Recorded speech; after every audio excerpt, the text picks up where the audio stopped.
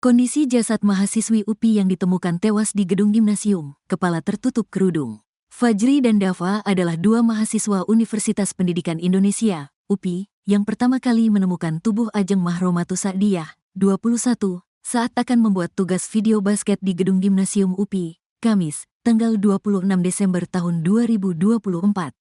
Mereka menemukan tubuh Ajeng dengan badan luka dan hidung bersimbah darah sekitar Kamis sore pukul 15 waktu Indonesia Barat. Ajeng diduga menjadi korban pembunuhan disertai penganiayaan di kampusnya. Pelaku sejauh ini masih dalam penyelidikan polisi. Saat itu kedua saksi naik ke atas lantai 2 gedung gimnasium UPI. Mereka melihat korban sudah dalam keadaan telungkup dengan kepala bercucuran darah, serta kepala tertutup kerudung. Fajri dan Dava kemudian melaporkan ke pengelola gedung gimnasium UPI dan melapor ke Polsek Sukasari. Tribun Jabar mengkonfirmasi kejadian ini ke Kepala Humas UPI, Prof. Suhendra. Dia membenarkan adanya peristiwa tersebut.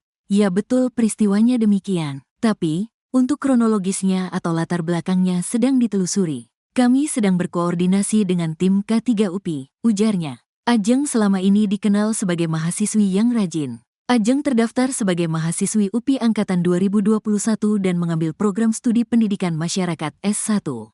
Ajeng merupakan alumni SMAN 1 Cikalongwetan, Bandung Barat, putri dari pasangan Sidik Permana Syahid dan Sumarni. Ajeng ditemukan tak bernyawa oleh dua mahasiswa UPI yang sedang akan mengerjakan tugas kuliah di gedung gimnasium kampus UPI, Kota Bandung, Kamis, tanggal 26 Desember tahun 2024. Polisi kini melakukan penyelidikan dan masih mendalami kronologi dan latar belakang tewasnya Ajeng. Kapolsek Sukasari AKP Niwayan Mirasni mengatakan, Kamis sore kemarin jajarannya sudah datang ke tempat kejadian perkara, yakni gedung gimnasium UPI sekaligus melakukan olah TKP.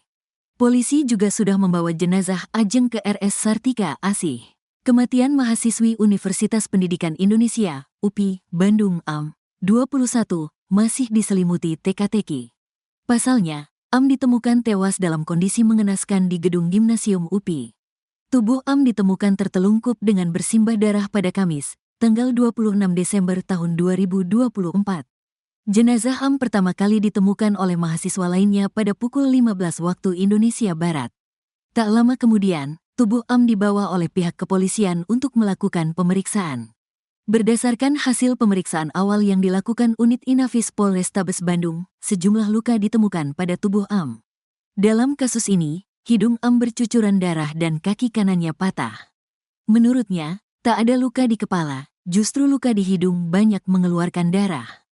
Kemudian ada patah kaki sebelah kanan.